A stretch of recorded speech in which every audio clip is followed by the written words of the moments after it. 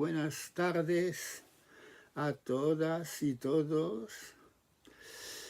Cuando el verano pasado he hablado con Fernando de este proyecto de un nuevo curso, pensaba que iba realmente a pasear con vosotros, o sea, mejor dicho, traspasar el Pirineo para hablar con vosotros, estar con vosotros.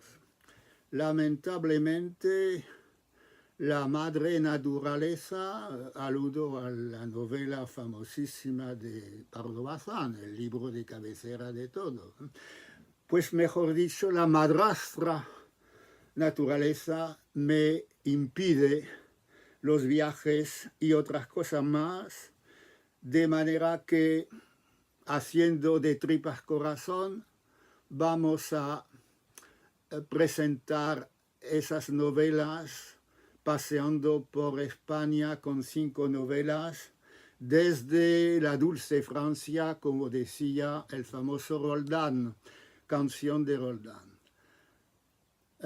Me doy cuenta de que realmente hay una mentira podrida, que il n'y a plus de Pyrénées, ya no hay Pirineos, la frase célebre de Luis XIV. Sí que hay Pirineos para mí y lo siento muchísimo, pero vamos a ver hasta cuándo podemos utilizar ese sistema de en línea para divulgar algunas ideas, no aprender a mi público muchas cosas, que lo ha leído todo, pero en fin, algunos enfoques. Bien, entonces, paseando por España con 5 novelas, empezamos con la primera, respetando un orden cronológico. La primera es Juan Valera, o sea, fines del siglo XIX, y terminaremos, si Dios quiere,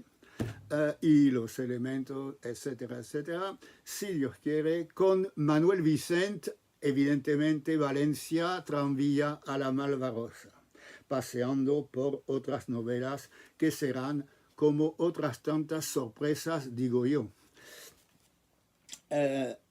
Entonces, he escogido como punto de arranque Andalucía y la novela más remota, cronológicamente, 1895, una de las últimas novelas de Juan Valera, Juanita la Larga. Supongo que vosotros tenéis esta hoja de ruta, nunca mejor dicho, porque como vamos a viajar, hoja de ruta, que es el plan de mi intervención de hoy. Primera, como introducción, he pensado en una frase muy sencilla de Azorín, en este precioso libro suyo, El paisaje de España visto por los españoles, de 1917, y hablando de Córdoba, o digamos, haciendo una pausa en Andalucía con Córdoba, dice sencillamente: Córdoba es Don Juan Valera. Identificando Córdoba y Andalucía por antonomasia con Valera. En realidad, una sorpresa, no habla de las novelas de Valera, Azorín.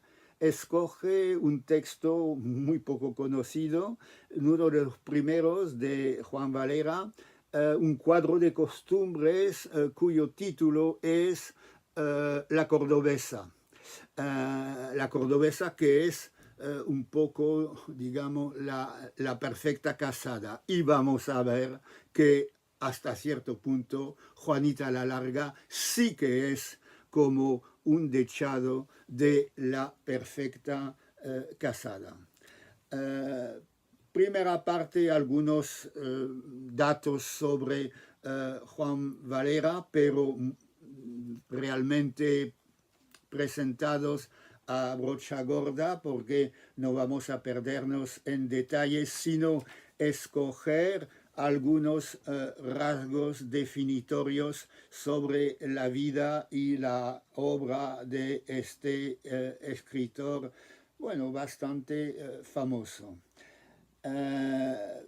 Sencillamente quiero subrayar la familia aristocrática, el origen de este hombre de la familia de los Valera y Alcalá y Galiano, la madre Alcalá y Galiano, otro nombre célebre de las letras del siglo XIX. Segundo rasgo, una carrera diplomática bastante movida y completa.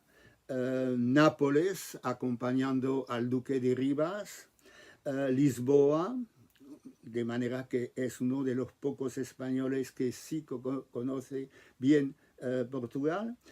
Viena, Frankfurt, Bruselas, Rusia y Washington. Una carrera realmente deslumbrante.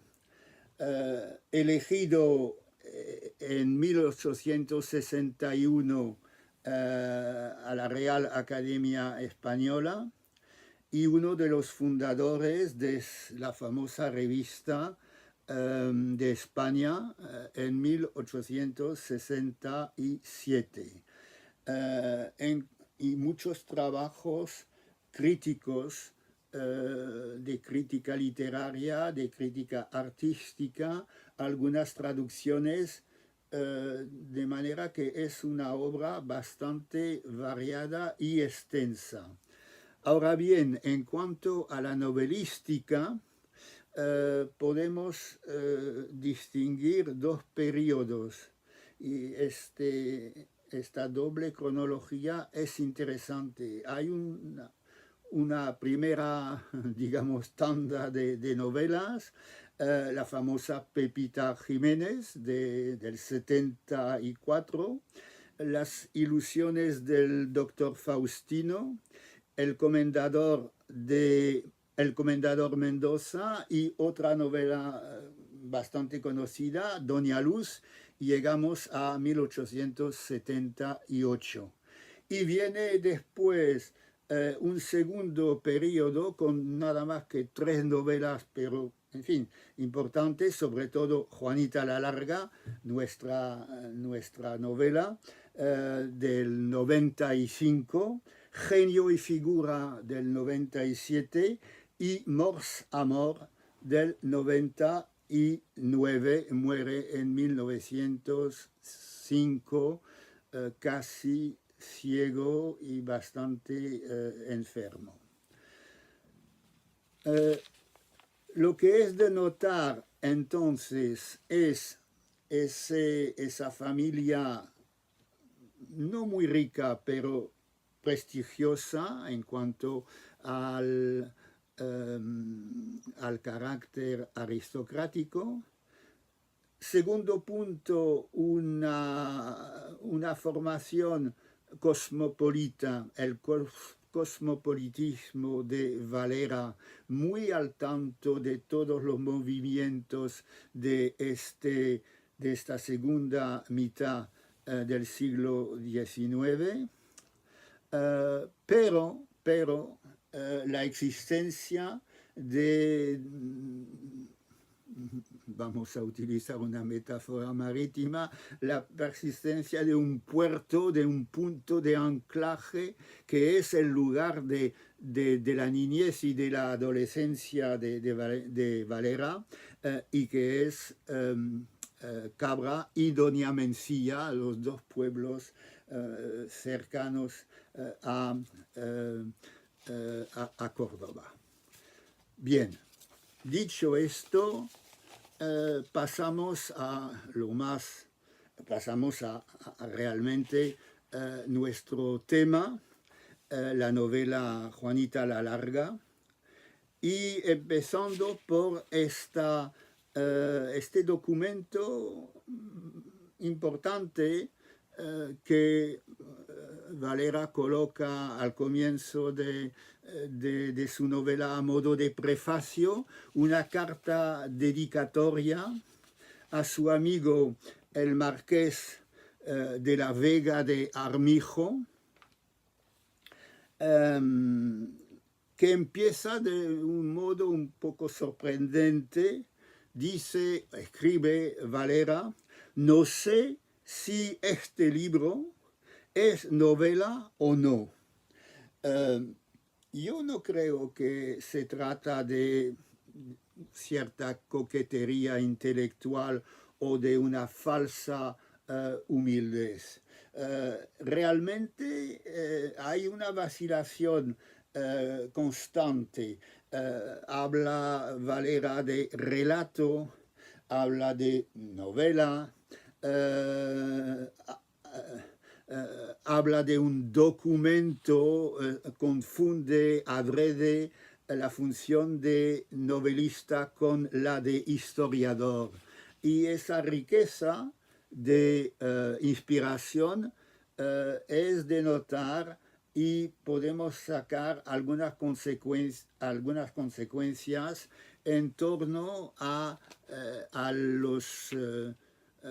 las ideas, al proyecto bastante ambicioso de Valera.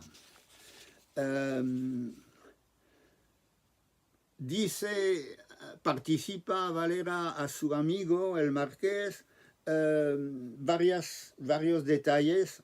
El primero, combinando recuerdos de mi primera mocedad y aún de mi niñez pasada, con tal o cual lugar de la provincia de Córdoba. Borra el origen geográfico, es Andalucía, un pueblo, e insiste en un periodo muy importante para la novela y sobre todo para el novelista, el momento de la mocedad y aún de la niñez, o sea, los primeros años, la entrada en la vida, y volveremos sobre este periodo y lo que entraña, lo que conlleva como imágenes. Segundo punto, insiste Valera, no determino el lugar de la acción, invento un nombre, volveremos sobre este invento, es Villalegre, que es todo un programa, Villalegre, nombre inventado, pero dice que yo creo que los usos y costumbres, evidentemente es dos palabras claves para la estética novelesca que nos toca estudiar, y dice hasta los lances de mi relato, otra palabra que nos sugiere otro rumbo para la escritura que la de una novela propiamente dicha, un relato. Entonces eso significa que ha querido plasmar algunas características de Andalucía, aludiendo a ciertos usos y costumbres. De manera dice que yo soy, con este propósito, más historiador fiel y veraz que novelista rico de imaginación e inventiva. Y volvemos al tema bastante triado, no he inventado nada, solo la realidad muy rica, la de Andalucía, me ha proporcionado el tema y tal vez el éxito. Otro punto en el que insiste Valera Juanita la Larga no propende a demostrar ni demuestra cosa alguna. Demostración. Volverá sobre esta idea diciendo que no enseño nada porque en la novela no hay tesis. Evidentemente es un ataque un poco oblicuo a varias novelas finiseculares. Pensamos en Zola, evidentemente, o en la novela rusa descubierta por la Pardo Bazán, La cuestión palpitante. No demuestra nada, no es novela de tesis. Novela de tesis seguro que está pensando en Zola, que granjea unos éxitos, o también en Clarín hasta cierto punto, piensa en Clarín, bien. Último punto, mi libro puede considerarse como espejo o reproducción fotográfica de hombres y de cosas de la provincia en que yo he nacido. Esa alusión a la fotografía es interesante. Ha hablado de usos y costumbres y entonces pensamos en mesoneros romanos, en otros escritores de segundo o tercer grado, tercera fila, la veta costumbrista del siglo XIX, que remite a ilustraciones que se llaman estampas, grabados, etc., dibujos. La alusión a la fotografía representa, a mi modo de ver, una segunda época en el costumbrismo, la foto.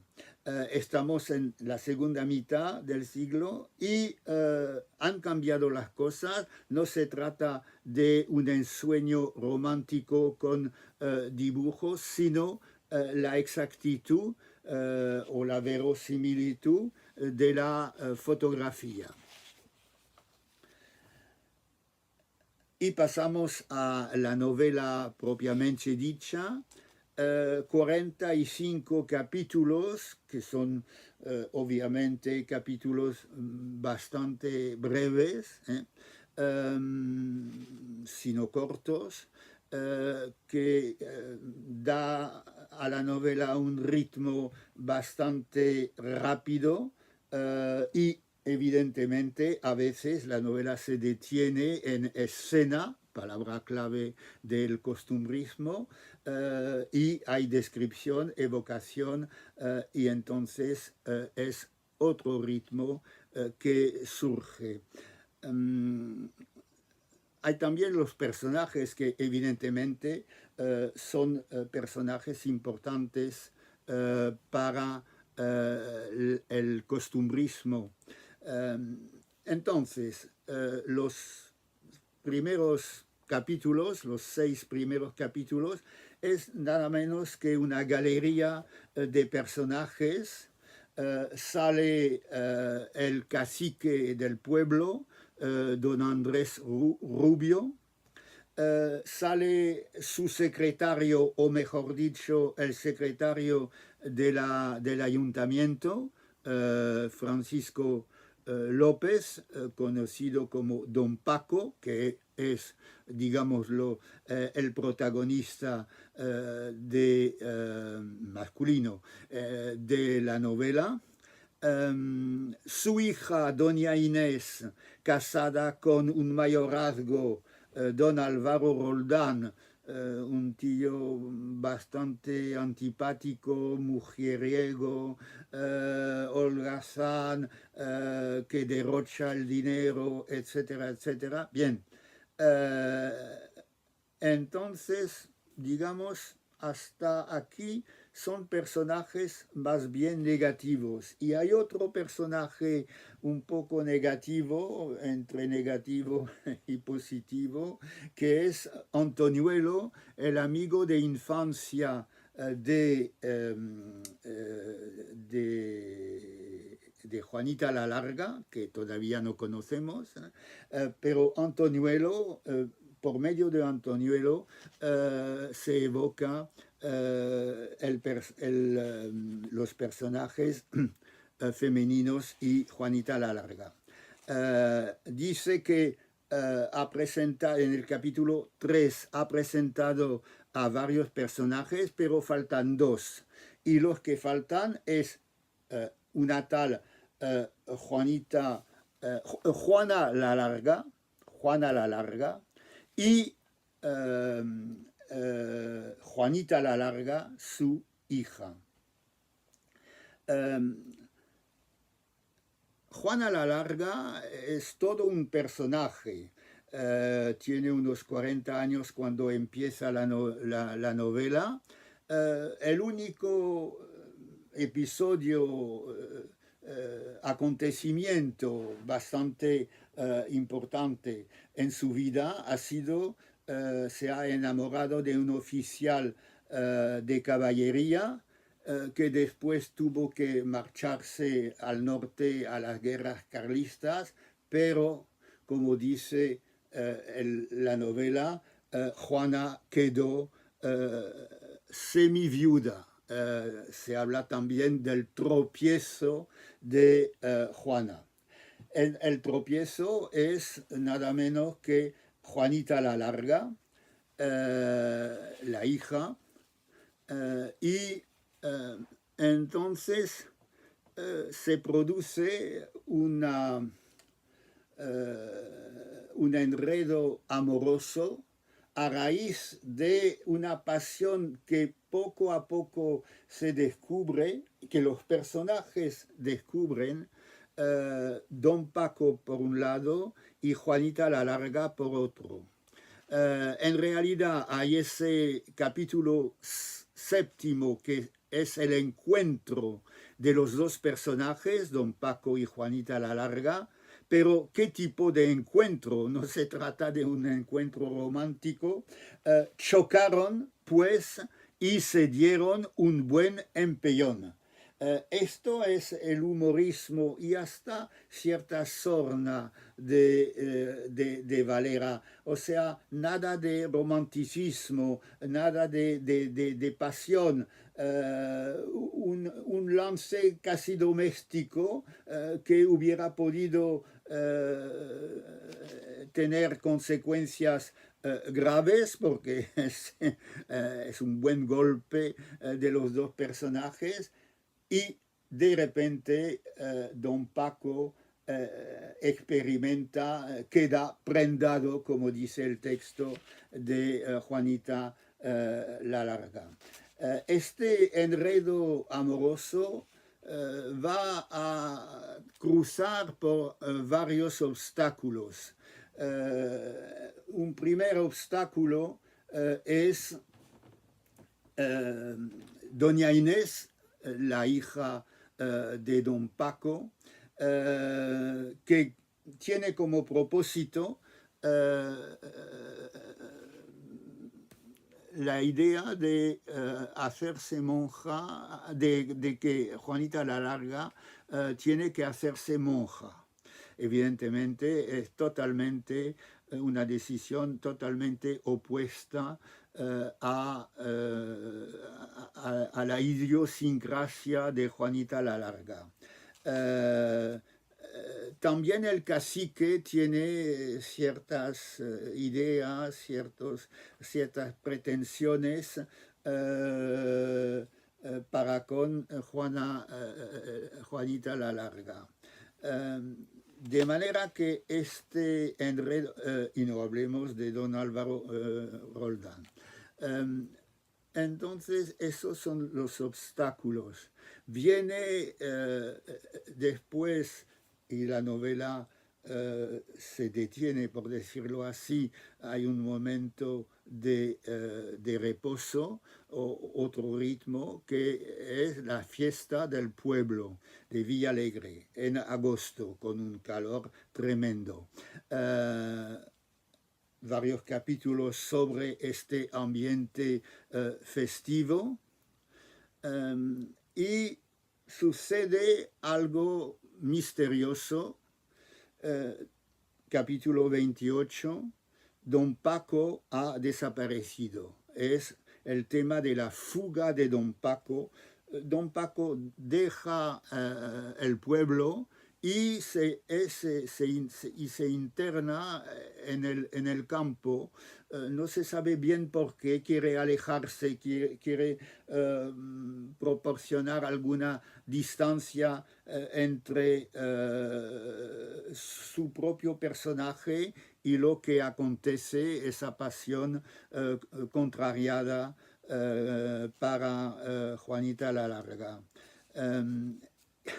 Lo interesante como consecuencia, inmediatamente después del anuncio de la fuga, reacción de Juanita la Larga: soy una mujer miserable, indigna, necia, yo le quiero.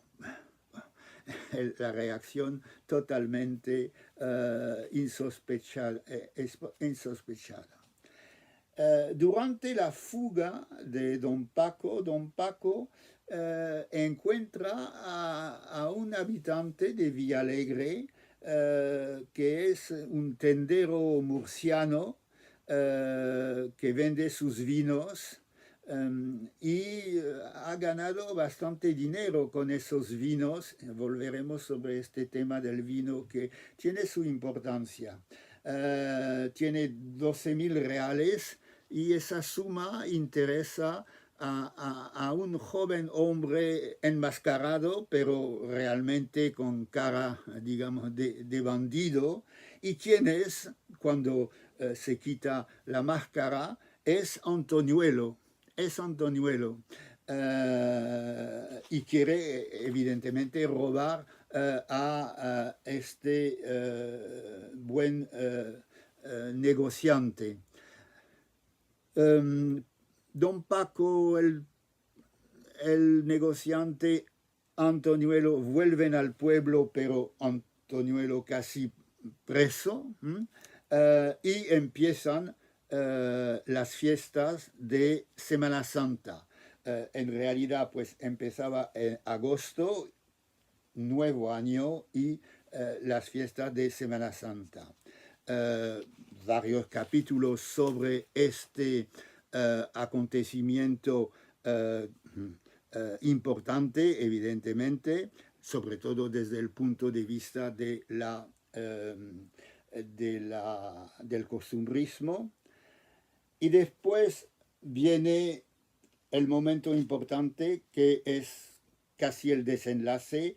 Juanita la Larga va a vengarse del cacique, imagina casi una trampa, viene con doña Inés, que considera al cacique como un hombre muy importante, muy honrado, etcétera, etcétera. Y como testigo y como personaje oculto, tema del teatro por antonomasia, doña Inés es oculta, ve los deseos criminales de don Andrés. Bueno, en fin, dicho esto a media luz. Pero victoria después de una lucha de Juanita la Larga sobre don Andrés y la famosa frase: ríndete o muere. Y como el santo dando con el pie sobre el cuerpo del dragón o del demonio. Claro que se rinde don Andrés, será el padrino para la boda que se perfila, boda de Juanita la Larga y don Paco. La novela no se acaba así, hay un epílogo, pero volveré sobre estas páginas finales que tienen una importancia peculiar.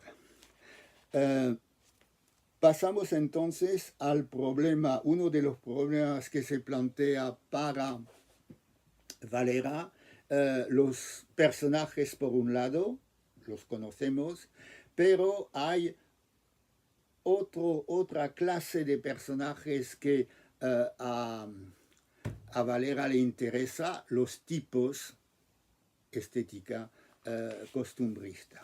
Entonces, ¿cuáles son los tipos sociales de la novela?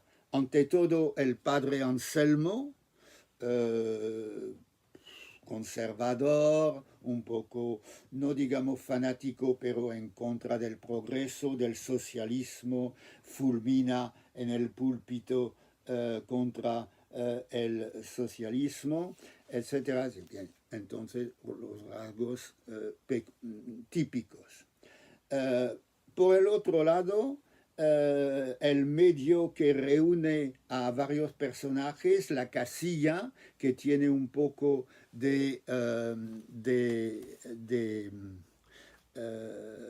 casino o de Ateneo, dice el texto, y en esa casilla reina como dueño el boticario don Policarpo, que se parece un poco al farmacéutico de Bovary, de Madame Bovary, Monsieur Homais, un poquito.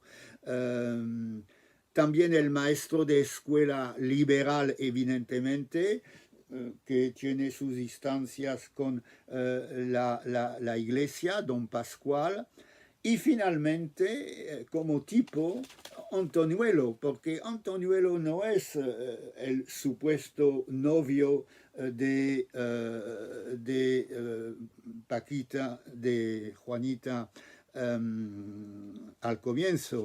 El retrato de Antoñuelo muestra a dónde quiere ir o sugerir lo que quiere sugerir Valera, porque tiene un trabuco y el trabuco nos remite a los relatos de viajes, el encuentro de los viajeros europeos frente a energúmenos, los bandidos de Andalucía. Piensen ustedes en Carmen de Prosper Mérimée. Un trabuco y no una carabina o qué sea, y una truculenta navaja de Albacete. O sea, el tipo clavado del bandido andaluz. Y con este retrato pasamos a otro rasgo de que ya he hablado, el costumbrismo. Hay que recordar una cosa sencilla, que uno de los amigos de Valera ha sido Estebanés Calderón, el famoso autor de las escenas andaluzas de 1847, que ha inspirado también a otra novelista, Fernán Caballero, la autora de la inmortal Gaviota, la novela de Andalucía, la primera novela romántica española.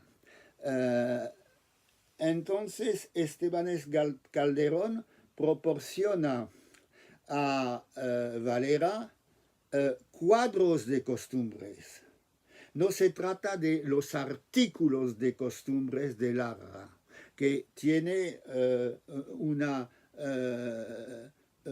índole totalmente diferente, una inspiración diferente. El cuadro de costumbres impone el sentido teatral, la fiesta, el ambiente alegre, etc. Esto es muy importante. Y vamos a tener pues dos momentos claves para el costumbrismo que ya conocemos, en fin, he aludido a esto, la fiesta del pueblo en agosto y la Semana Santa en, digamos, la segunda parte de la novela. hablando de la Semana Santa, dice el narrador, porque la Semana Santa coincide con la desaparición de Don Paco. Pero la importancia de las fiestas hace que el pueblo, los habitantes, no piensan mucho en este lance, en este acontecimiento un poco misterioso de la desaparición del personaje de Don Paco.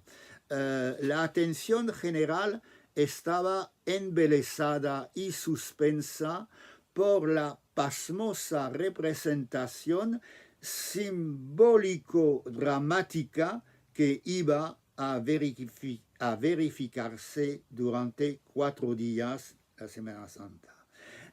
Esa pareja de adjetivo simbólico-dramática, la representación simbólico-dramática, representa una definición de las procesiones y fiestas de la Semana Santa, pero también cierta distancia crítica del novelista, porque esa manera de decir entre simbolismo y dramatismo me parece que es un poco un juicio, no digamos crítico, pero en fin, que introduce cierta distancia crítica frente al espectáculo fascinante, desde luego, que va a desarrollarse.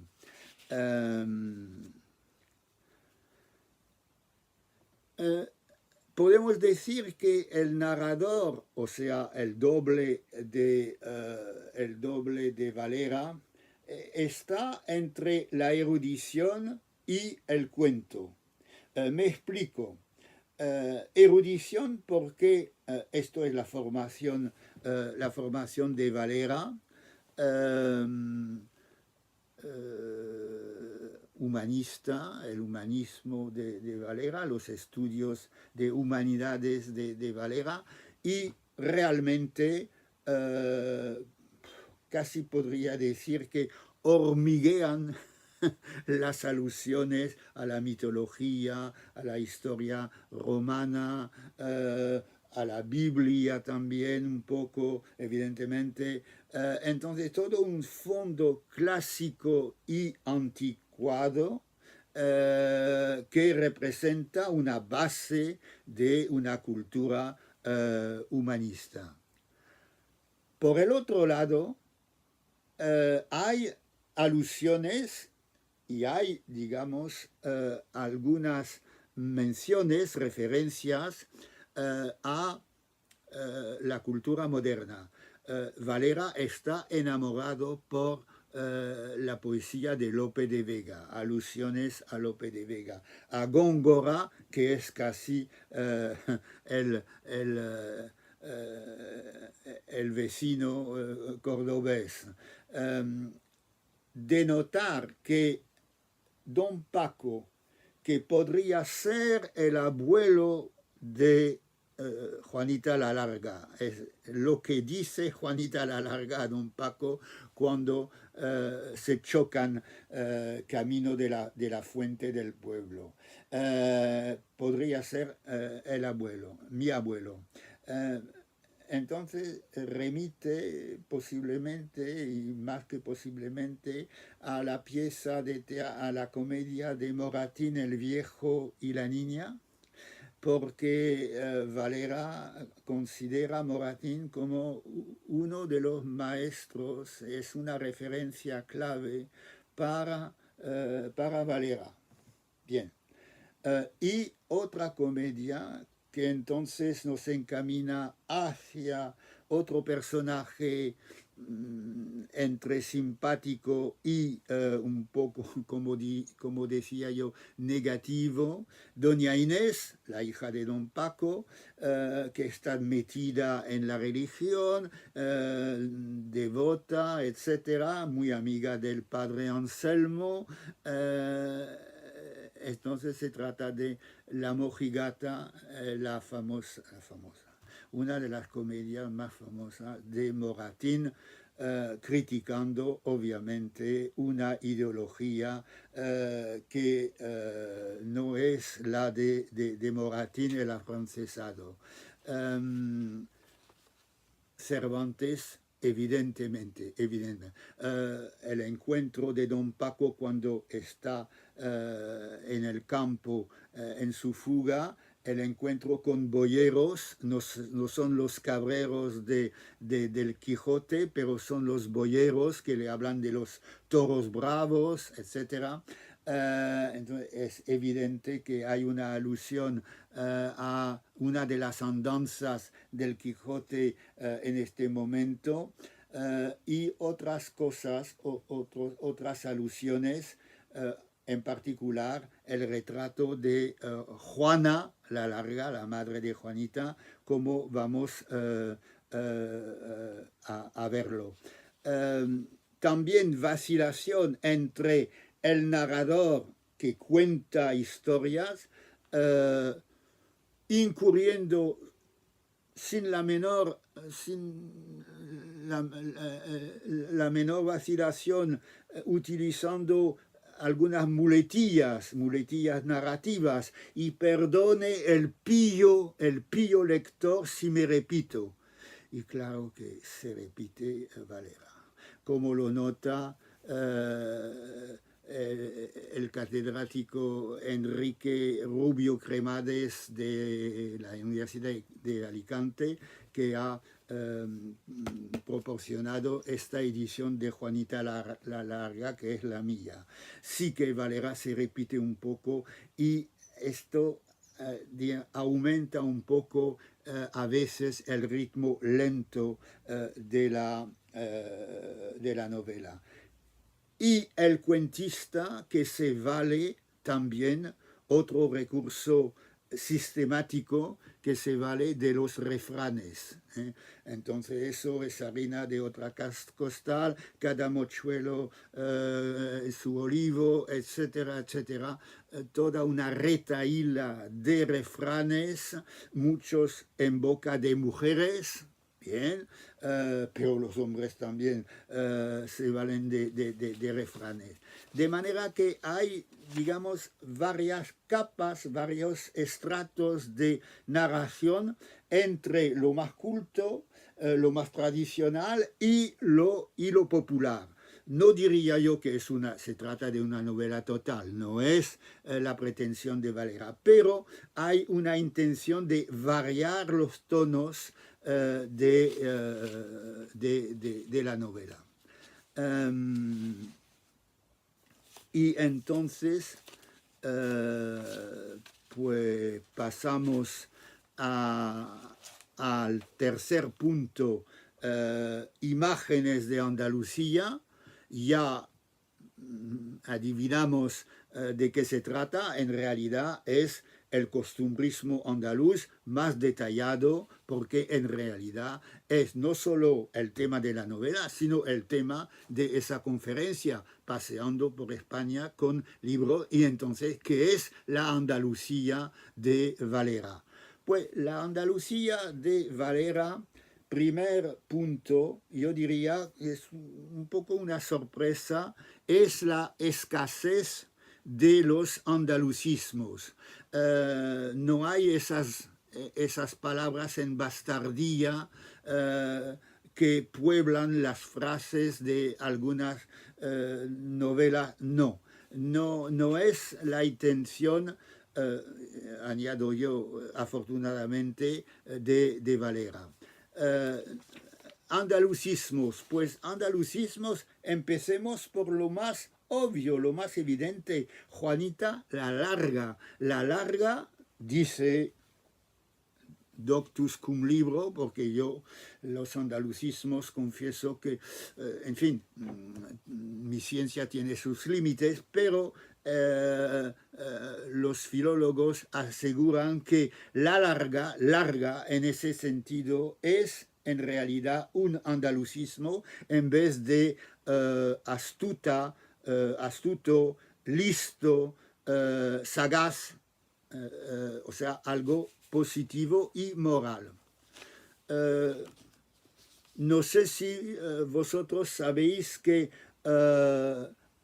Pela Fustana es un andalucismo. Es una persona holgazana, perdida y pobretona. Pela Fustana, francamente. Otro detalle más pintoresco, las rosas de enredadera que en Andalucía se llaman de pitimini y que trepaban por las paredes, etcétera, etcétera. También la utilización como andalucismo de retrechera, que significa en ese caso mezquino, miserable. Sigo las notas de pie de página de mi querido colega. También se trata de los chiquillos que todavía no son confirmados. Entonces doña Inés tenía siete chiquillos, o sea, es una prole entre la naturaleza de su marido y las creencias religiosas de doña Aide. El resultado es la prole de siete chiquillos. Bien, entonces se habla de Moro, como apellidan en Andalucía, eso lo dice el texto, no la nota, a todo ser humano antes de recibir el agua sacramental que le trae al gremio de la iglesia. Al gremio de la iglesia ha sacado esta palabra del tintero Valera, el gremio de la iglesia. Sospecho que hay cierta ironía, no una ironía mordaz, no, pero en fin, un distanciamiento aludiendo a la iglesia como si fuera un gremio. Bien, bueno, andalucismos, descartamos esto, pero la invención de Villalegre, el topónimo, la invención, es algo, no es un hallazgo tremendo, pero en fin, viene a propósito, porque en realidad, debajo o detrás, mejor dicho, de Villalegre, vienen los dos pueblos casi nativos de Valera, en los que ha transcurrido la niñez y la adolescencia de Valera, y es Cabra y Doña Mencía. Yo recuerdo otro texto sobre Andalucía de Antonio Ferrés, militante comunista, Tierra de Olivos, un libro de viajes durante la época franquista, un episodio, el viajero está en el tren, sube un tío un poco, en fin, bebido, y no deja de decir: ¿cómo se llaman los habitantes de Cabra? Toda la gente que está así. Bien, entonces recuerdo esto porque es el pueblo nativo del buen Juan Valera. Bueno, la historia transcurre, dice el narrador, dice el novelista, antes, en tiempos remotos, donde todavía no había la filoxera, esa famosa plaga que también conoció Francia, que arruinó totalmente a muchos campesinos, a muchos bodegueros. Entonces, antes de la filoxera, el vino de Villalegre en realidad lo compraban los jerezanos para hacer vino de Jerez. Y eso explica que el tendero murciano que ha sido la víctima de Antoñuelo, había vendido sus vinos a los jerezanos y había conseguido nada menos que 12.000 reales. Bueno, en este ambiente hay el cacique. El cacique que representa, perdone la perogrullada, el sistema pernicioso, muy pernicioso del caciquismo. Pero en realidad no hay alusión alguna a ese sistema político en la novela. Aún mejor o aún peor, hay novelas que critican el sistema, coetáneas de Valera, que critican el caciquismo. Pienso en la novela de Pereda, Don Gonzalo González de la Gonzalera, Entre Naranjos de Blasco Ibáñez un poco más tarde, pero no mucho, y sobre todo un caso original, Doña Perfecta de Galdós, en la novela en la que hay el cacique Caballuco, el hombre, pero en realidad el dueño del sistema político es Doña Perfecta, la cacica, que ordena la muerte del personaje del galán Pepe Rey.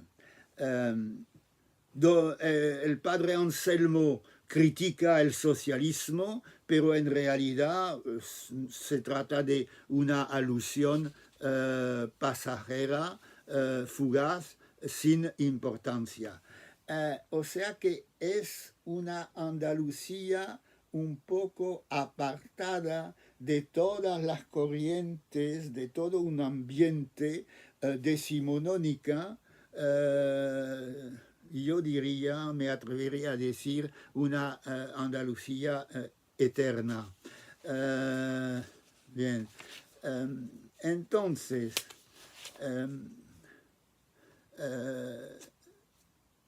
otra característica de Andalucía para Valera, la gastronomía. Entonces tenemos primero, ¿por qué viene ese tema de la gastronomía? Por causa de Juana la Larga, la madre de Juanita. Juana la Larga sabe cocinar, sabe salar el puerco. Y comparte esta caída con cierta Dulcinea de Toboso. No olviden ustedes que Cid Abed Benengeli en el capítulo 9 del Quijote hace un retrato de Dulcinea diciendo que sabe salar el puerco, entonces significa que es buena cristiana. En aquel entonces. Bien. Sabe hacer bizcochos, posiblemente ha robado recetas a algunas monjitas de Écija, porque como se ha enterado de algunos secretos de estos pasteles. Hay el menú detallado de la Semana Santa realizado por Juana la Larga. De manera que las comidas representan un temario importante para el novelista. La gastronomía. Esos son los usos y costumbres, porque realmente usos y costumbres hay la descripción detallada de los diferentes pasos de la procesión de Semana Santa, insistiendo en los judíos grotescos y feos que tienen una nariz enorme, caricaturesca, frente a los soldados romanos. Bien. Usos y costumbres, alude Valera a esto en la carta dedicatoria. Yo diría que hay, digamos, una voluntad de un poco introducir sobriedad, sobriedad, no la gastronomía, sobriedad en cuanto a los detalles de de la vida andaluza. Y termino con una idea un poco atrevida tal vez, no creo que sea sorprendente. Para mí hay, digamos, un cruce temático entre Andalucía y Juanita la Larga. Este personaje de Villalegre que es ejemplar en el sentido de la novela ejemplar de Cervantes. Es un caso, es superlativo. Es la más bella, es la más inteligente, es la más alta, la más esbelta, tiene su honradez, no quiere los regalos de don Paco. Entonces, entre lo físico perfecto y una rectitud moral, en realidad esa hija ilegítima de Juana la Larga consigue una legitimidad en el pueblo de Villalegre. Conclusiones, pues tres conclusiones sin mucha sorpresa. Me parece que para Valera, Juanita la Larga representa la vuelta al espacio de la juventud, lo dice, y entonces hay esa poesía entrañable del recuerdo, de los recuerdos de niños o de adolescentes en esta novela. Coincide con una idea del novelista, apuntes sobre el nuevo arte de escribir novela de 1887, que compagina la novela con la poesía, donde la novela sabe expresar momentos poéticos, y me parece que es uno de los propósitos de Valera en este caso. Segundo punto, es una lección de optimismo. Claro que el desenlace coincide con una boda, con coplas. Es el único momento de la novela en el que hay coplas, la famosa copla andaluza. No se trata realmente de un procedimiento, no abusa Valera de esa temática. Ahora bien, es optimismo porque en realidad busca Valera este optimismo, volviendo a tiempos dichosos de la niñez y sobre todo olvidando sinsabores de la vida diplomática. Yo quisiera terminar con una cita, una carta a su buen amigo, otro buen amigo. ¿Quién es? Pues Menéndez Pelayo, totalmente opuesto desde un punto de vista ideológico. Pero en fin, bueno. Y dice Valera a Menéndez Pelayo, que está en su Santander nativo y entre sus libros, Valera dice: estoy harto de tierras extrañas, de diplomaquerías, un neologismo sabroso, de diplomaquerías, de soledad, lejos de la familia y de amigos, y hasta de anecdóticos amoríos, porque hubo cosmopolitismo durante la vida diplomática de Valera, pero hubo también varias aventuras amorosas. Bien, entonces esta vida diplomática que en realidad no le conviene. Entonces la vuelta a Villalegre, a Cabra, representa la vuelta a la felicidad. Y para terminar,